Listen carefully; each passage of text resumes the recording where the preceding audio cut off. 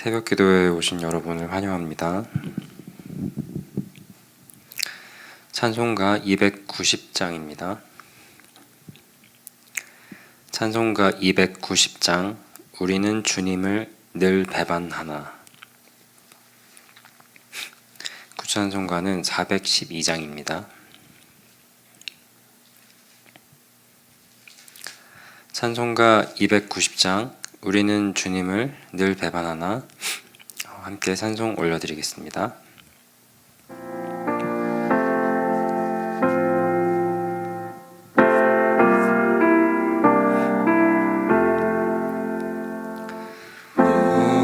우리는 주님을 늘 배반하나. 내 주 예수 여전히 날 부르사 그 참되신 사랑을 베푸시나. 내 형제여 주님을 곧 따르라. 주 날 위해 비네. 주 날 위해 비네. 주 날 위해 비네. 항상 계시네. 주께서 풍성한 은혜를 내려 내 영혼이 나날이 복받으니. 주 예수를 너희로 구주로 섬겨 곧 따르면 풍성한 복 받겠네. 주 날 위해 비네. 주 날 위해 비네. 주 날 위해 비네. 항상 계시네. 무거운 짐 지고 배 타는 인생 주 예수께 돌아와 오시어라. 내 주 예수 너희를 돌보실 때 참 복락과 의가 넘치겠네. 주 날 위해 비네. 주 날 위해 비네. 주 날 위해 비네. 항상 계시네.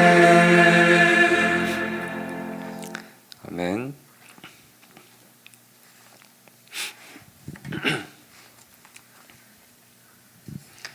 기도하시겠습니다. 하나님, 이 새벽을 열어주시고 저희로 주님의 말씀을 듣고 기도하는 자리로 나오게 하시니 감사를 드립니다. 주님, 피 흘리셔서 저희를 구원하여 주셨는데 저희들 늘 주님을 믿고 살아간다 말하지만 참 많은 순간들 가운데 주님을 배반하고 그 가르침을 등지고 살아감을 고백하지 않을 수가 없습니다. 주님, 저희들의 연약함을 용서하여 주옵시고 불쌍히 여겨 주옵시고 주님께서 강권적으로 붙드사 그 은혜 가운데 주님을 따라 살기를 참으로 기뻐하게 하여 주옵시고 그 가운데 주님 주시는 힘과 능력으로 강건히 나아가는 그런 자녀들이 되도록 주여 인도하여 주옵소서. 사도행전 말씀 주님 은혜 가운데 깊이 깨달아 알게 하여 주옵시고 그 말씀을 삶 가운데 정말 살아낼 수 있는 저희들이 되게 하여 주옵소서. 감사드립니다. 예수님 이름으로 기도드립니다. 아멘. 오늘 말씀은 사도행전 28장 11절로 22절까지 말씀입니다. 사도행전 28장 11절로 22절까지 말씀입니다.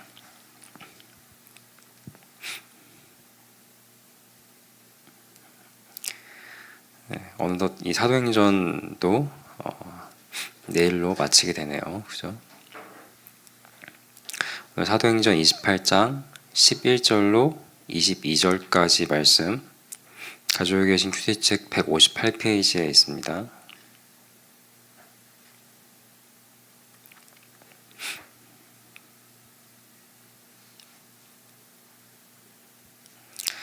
그럼 저와 한 절씩 교독하시도록 하겠습니다.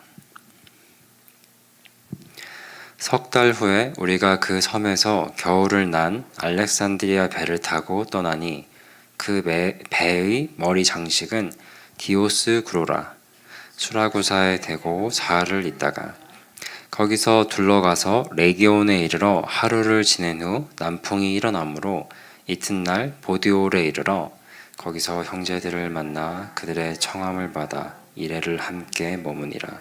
그래서 우리는 이와 같이 로마로 가니라. 그곳 형제들이 우리 소식을 듣고 아비오 광장과 트레이스 타베르네까지 맞으러 오니 바울이 그들을 보고 하나님께 감사하고 담대한 마음을 얻으니라. 우리가 로마에 들어가니 바울에게는 자기를 지키는 한 군인과 함께 따로 있게 하더라. 사흘 후에 바울이 유대인 중 높은 사람들을 청하여 그들이 모인 후에 이르되 여러분 형제들아 내가 이스라엘 백성이나 우리 조상의 관습을 배척한 일이 없는데 예루살렘에서 로마인의 손에 죄수로 내준 바 되었으니 로마인은 나를 신문하여 죽일 죄목이 없으므로 석방하려 하였으나 유대인들이 반대하기로 내가 마지못하여 가이사에게 상소함이요 내 민족을 고발하려는 것이 아니니라.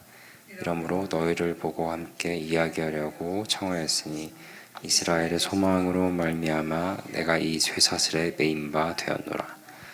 그들이 이르되 우리가 유대에서 내게 대한 편지도 받은 일이 없고 또 형제 중 누가 와서 내게 대하여 좋지 못한 것을 전하든지 이야기한 일도 없느니라. 함께 읽겠습니다.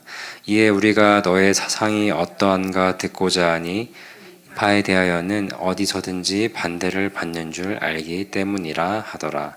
아멘.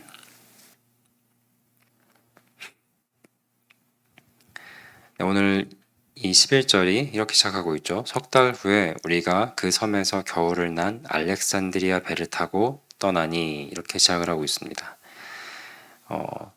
여기서 이 알렉산드리아 배라고 나와서 이 바울 일행이 처음에 타고 왔었던 파선하게 되었던 그 알렉산드리아 배와 이름이 똑같아서 그 배로 혹시 착각하실 가능성이 있죠.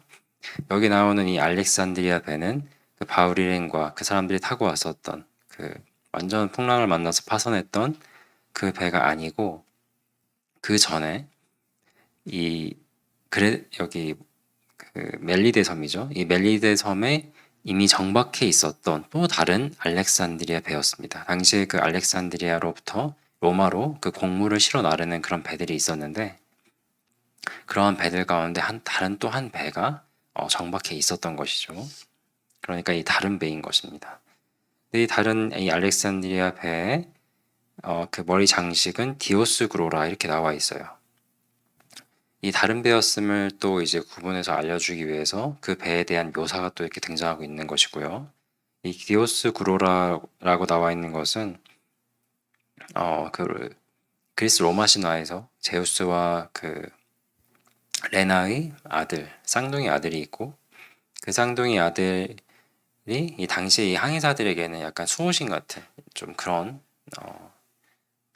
그 신앙이 있었거든요. 그러다 보니까 배에 이런 장식이 뱃머리 앞뒤로 쌍둥이니까 이제 하나씩 그렇게 장식이 있었던 것입니다.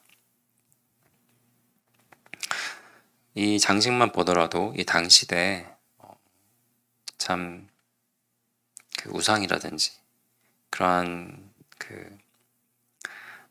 것들이 얼마나 만연해 있었는지, 참으로 이 복음이 얼만큼 필요한 시대였는지를 우리가 또 보게 되는 것이죠. 사실 이 배는 참 또 하나님께서 바울이랑을 위해서 마련해 놓으신 그런 은혜였음을 우리가 또 보게 됩니다. 파선화해서 그리고 이 멜리드 섬에서 머물고 나서 그로부터 이제 떠날 수 있는 배가 마련되어 있지 않았다면 이 바울 이 로마로 가는 그 일정이 훨씬 더 늦춰졌을 것인데 이 또 다른 알렉산드리아 배가 여기 또 있게 하셨다는 것, 또 하나님의 은혜를 우리가 보게 되지요. 그리고 이제 12절로 쭉 이어서 보게 되면은 이 멜리데 섬으로부터 이 수라구사, 레기온, 그리고 보디올, 그리고 로마로 이렇게 쭉 이동해가는 바울 일행의 그 일정을 보게 됩니다. 이 수라구사는 그 멜리데 섬에서 바로 위에 또 섬이 하나 있는데 그쪽에 위치해 있는 그런 곳이었고, 거기서 이제 그 레기온으로, 그 레기온은 이 이탈리아 반도가 그 사람의 그 다리 장화 모양이지 않습니까? 거기서 이 발끝 부분에 있었습니다. 그래서 그 이탈리아의 발가락이라고도 불렸던 그런 곳이고, 그 레기온을 거쳐서 그리고 이 사람 다리에서 한 정강이쯤 그 부분에 이 보디올이라는 곳으로 이렇게 쭉 거쳐서 올라가서 그 또 위에 있는 로마로까지 이렇게 쭉 이동해 가게 됩니다. 이 보디올에 도착했을 때는 또 형제들을 만났다고 해요. 그죠? 형제들이 만나게 되고 그러니까 일주일 동안 또 함께 머물기를 청하여서 함께 있게 되고, 여기서 이 형제들은 그리스도를 믿는 그 안에서, 그래서 주 안에서 한 형제 자매가 된 그러한 사람들을 형제들이라고 사도행전에서 표현하고 있죠. 그래서 이 보디올에서도 그 형제들을 만나게 되었고요. 그리고 로마로 올라가게 되고 5절에 보면 그곳 형제들이 라면서 이렇게 또 시작해요. 그곳, 그러니까 로마죠. 이 로마에서도 형제들이 또 나와서 바울을 맞게 돼요. 이 그곳 형제들이 5절에 우리 소식을 듣고 앞비오 광장과, 이 앞비오 광장이라는 곳은 이 로마로부터 약 한 38마일 이상 좀 떨어져 있는 곳이었고요. 그리고 트레이스 타베르네까지 맞으러 오니, 이 트레이스 타베르네는 이 로마로부터 약 한 31마일 정도 떨어져 있는 곳이었습니다. 그러니까 꽤 먼 곳에서 이 바울을 보려고 다 이렇게 형제들이 온 것이었죠. 그래서 바울이 이들을 만나고 하나님께 감사하며 이 담대한 마음을 얻었다, 이렇게 말씀하고 있습니다. 참 바울이 이때 어떠한 마음을 갖게 되었을지 우리가 좀 더 들여다보면, 지금 이 로마로부터 바울에게 나온 이 형제들은요, 조금 특별한 사람들이었어요. 그도 그럴 것이, 바울 사도가 이로부터 3년 전에, 지금 이 시점으로부터 3년 전에 고린도에 있을 때, 그때 바울 사도가 로마에 있는 성도들을 향하여서 쓴 서신, 그 편지가 있었으니 그게 바로 우리가 지금 가지고 있는 로마서입니다. 그 로마서의 말씀을 그때 받게 되어서 그 말씀을 읽게 된 그 많은 그 성도님들이 있었겠죠. 그들이 그 전한 그 서신을 읽을 때 얼마나 참 오늘날 우리가 읽어도 그 깊은 진리의 말씀 가운데 가슴이 뛰는데, 그때 그 서신을 받은 그 형제들, 이 바울이 온다는 소식을, 이 로마로 온다는 소식을 들었을 때 얼마나 반갑고 기뻤겠습니까? 그래서 멀리서도 바울을 직접 만나러 찾아온 것이고요. 그리고 그러한 같은 마음을 품은 형제들이 왔을 때 바울도 얼마나 또 기뻤겠습니까? 그들을 볼 때 하나님께 감사하며 또한 담대한 마음을 얻을 수 있었겠구나, 우리가 이렇게 볼 수 있는 것이죠.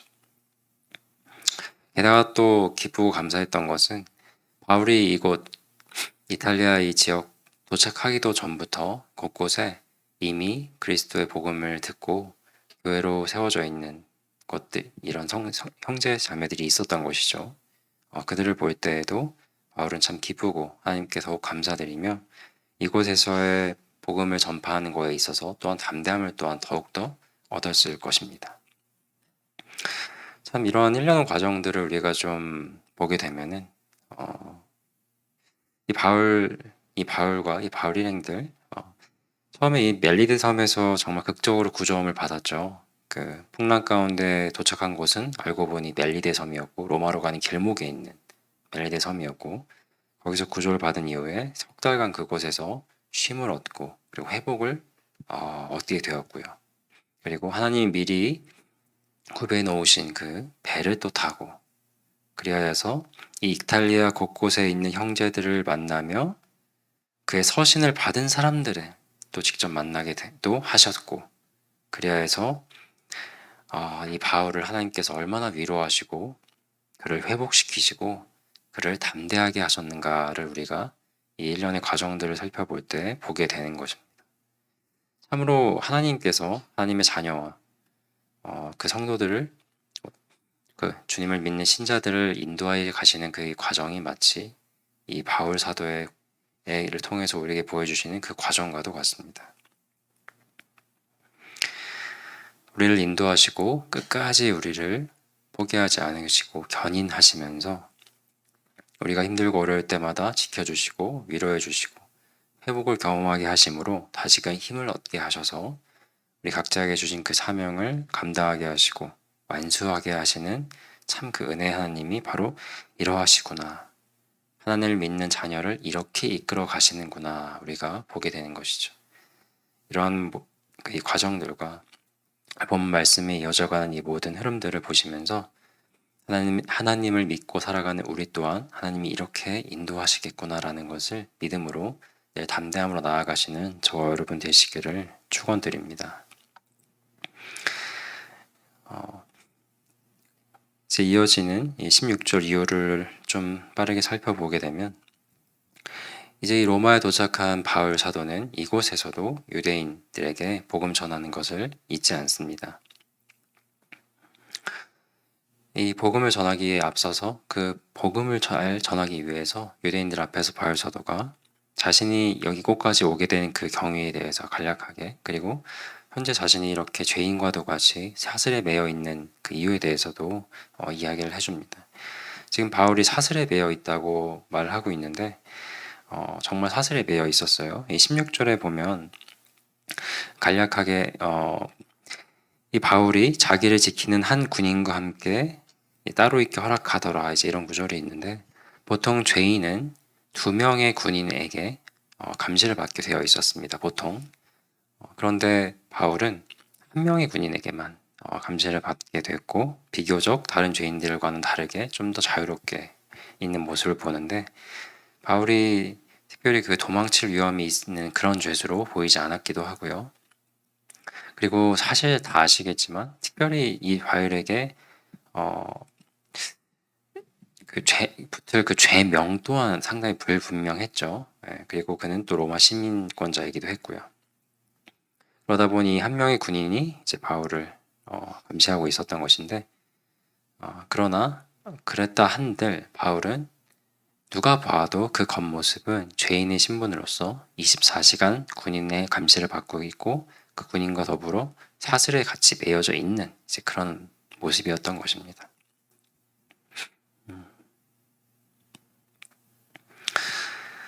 무언가를 전하고 그 사람의 말을 좀 주의 깊게 들어야 되는 그때에 정작 그 당사자가 이렇게 죄인의 모습으로 사슬에 매여 있는 그런 사람이라고 한다면 사실 이 사람이 그렇게 흠모할 만한 뭔가 그 사람의 말을 막 듣고 뭘까 이렇게 궁금해할 만한 그런 사람의 모습은 아니었을 것입니다. 이러한 바울의 모습을 볼 때 문득 생각이 들었습니다. 오늘날 만약에 그리스도를 믿는 우리 크리스찬들도 꼭 이런 사슬에 매여서 다니는 사람들이라고 한다면 정말 그 겉모습이 좀 남들보다 형편없고 흠모할 만한 그런 것이 없는 그러한 모습으로 꼭 살아야 되는 것이 크리스찬의 삶이었다고 한다고 가정한다면 과연 얼마나 영향력을 줄 수 있고 또 우리 스스로도 과연 얼만큼 내가 믿는 그리스도를 담대하게 전할 수 있을까 그런 생각이 들었습니다. 참 오늘을 살아가는 우리에게 있어서 이 겉모습이라는 것 내가 어떻게 상대에게 보이는지에 대해서 얼마나 주눅들며 살아갑니까? 혹은 나 외에 다른 사람들의 겉모습이나 그 어떠함을 통해서 그들을 얼만큼 판단하며 그들을 재단하며 살아가는 것이 우리인지 모르겠습니다. 그러나 오늘 이 사슬에 매여 있는 바울의 모습은 전혀 다르죠. 그는 자신이 사슬에 매인 것은 이스라엘의 소망을 전하기 위해 그렇게 전하고자 하다 보니 매인 바 되었다고 말을 하고 있습니다. 그는 자신이 전하는 그리스도에 대해서 어떠한 부끄러움도 어떠한 주눅듦도 자신 스스로니 자기 자신이 사슬에 매였다 한들 그것은 어떠한 제약으로도 그는 받아들이지 않고 있어요. 오히려 당당하고 떳떳하게 참 이스라엘의 소망, 우리 조상들로부터 그토록 원했던 그것, 참 진리이신 그분이 이 땅에 오셨고 그분은 부활하심으로 우리가 그토록 염원하였던 우리의 부활 또한 가져오시고 우리를 죄로부터 구원하셔서 사망 권세를 이기게 하시고 구원하실 그분이시라는 것을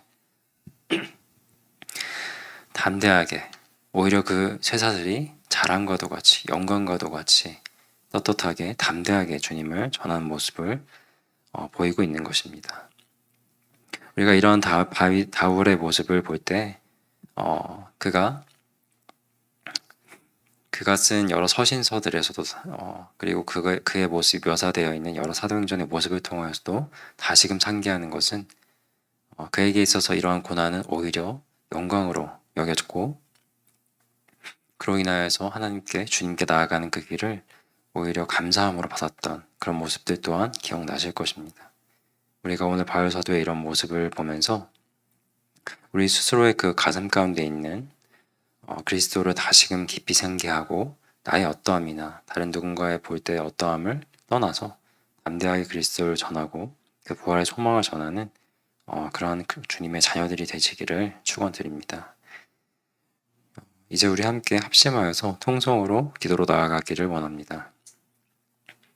오늘 우리가 이 본문 말씀을 보면서 참으로 하나님께서 하나님의 자녀들을 어떻게 인도해 가시는가 그 참 따스한 사랑의 손길들을 보게 되었습니다.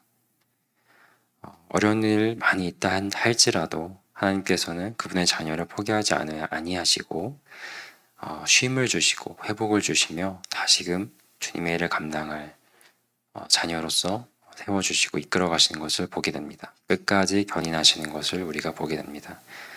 그러한 주님을 깊이 생각하며 담대함으로 나아가기를 원하며 그리고 그 담대함 가운데는 참으로 주님의 그 말씀과 그 뜻을 전하는 그 부활의 소망을 담대함으로 전하는 나의 어떠함이나 다른 사람들의 그 모습 그런 걸 생각하기보다는 오직 주님의 붙들림 바 되어서 담대함으로 주님을 전하는 그러한 저희가 되기를 원한다고 이 시간 함께 합심하여서 통성으로 기도하시겠습니다.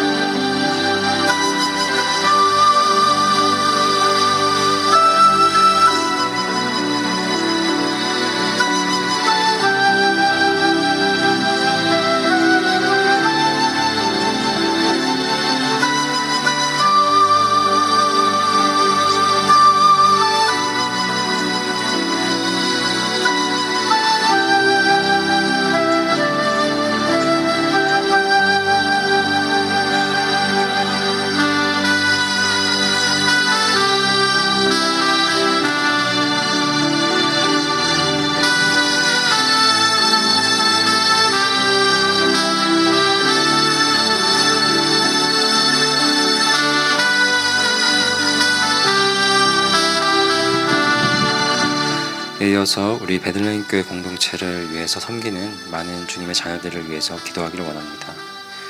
우리 각 순과 또 순장 소모님들이 계십니다. 특별히 또 다음 주에는 순장 리트릿이 있는데 그 모든 시간들 가운데 주님 또 회복과 쉼을 얻게 하시고 새 힘 받아서 막힌 사명들을 잘 감당하시기를 원한다고 기도하시기를 원하고요. 또 우리 모든 각 팀과 또 팀장들, 팀원들로 섬기시는 수고하시는 많은 분들이 있습니다. 또 보이는 곳, 보이지 않는 곳에서 섬기고 있는 모든 우리 주님의 일꾼들이 있는데 주님의 이 교회를 위해 섬기시는 이 모든 주님의 자녀들이 늘 주님 안에서 강건함으로 세임받아 나아가길 원한다고 이 시간 합심하여서 우리 통성으로 기도하겠습니다.